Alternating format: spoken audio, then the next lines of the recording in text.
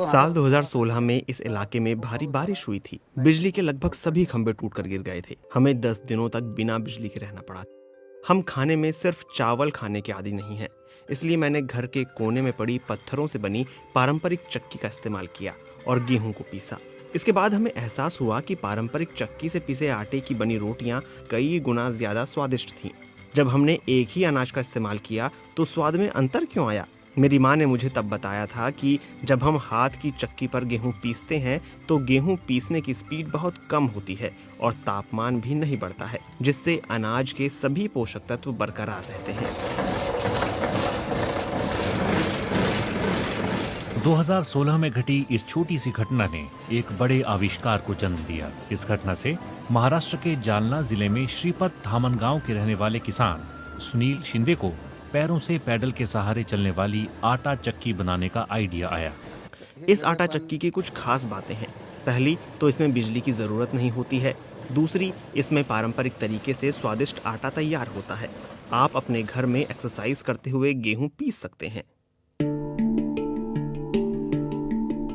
सुनील ने सिर्फ 8वीं क्लास तक पढ़ाई की है। सुनील ने इस चक्की को साइकिल के पैडल, गियर और आटा चक्की के पत्थरों से तैयार किया है। हमने इसमें मेटल पाइप का इस्तेमाल किया है। साइकिल को मिल के लिए खास तरह से तैयार किया गया है। आप अपने आराम के हिसाब से हैंडल और सीट की ऊंचाई को एडजस्ट कर सकते हैं। सीट को आगे पीछे भी किया जा सकता है। इसी तरह चक्की के गियर और फ्रेम को भी एडजस्ट किया जा सकता है। चक्की में इस्तेमाल होने वाला पत्थर एक विशिष्ट खदान के कठोर पत्थर से तैयार किया जाता है।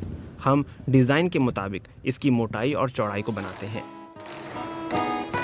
4 साल के परीक्षणों के बाद सुनील ने इस आटा चक्की को बेचना शुरू कर दिया है। वो इस इको फ्रेंडली आटा चक्की को सोशल मीडिया और प्रदर्शनी के जरिए प्रमोट कर रहे हैं। मुंबई, पुणे और सतारा जैसे महानगरों के अलावा कर्नाटक की कुछ जगहों पर उनकी आटा चक्की की डिमांड लगातार बढ़ रही है। हमारी आटा चक्की को जबरदस्त रिस्पांस मिल रहा है, लेकिन हम अपने मानकों पर खरा उतरने के लिए चक्की के हर हिस्से को बहुत सावधानी से बनाते हैं। इसलिए ऑर्डर बुक होने के बाद 1 महीने का समय लगता है। हम पहले अपने घर के लिए आटा पीसकर इसका परीक्षण करते हैं और उसके बाद ही प्रोडक्ट बेचते हैं। सुनील अब पैडल आटा चक्की के अपने आविष्कार के लिए पेटेंट हासिल करने की कोशिश कर रहे हैं।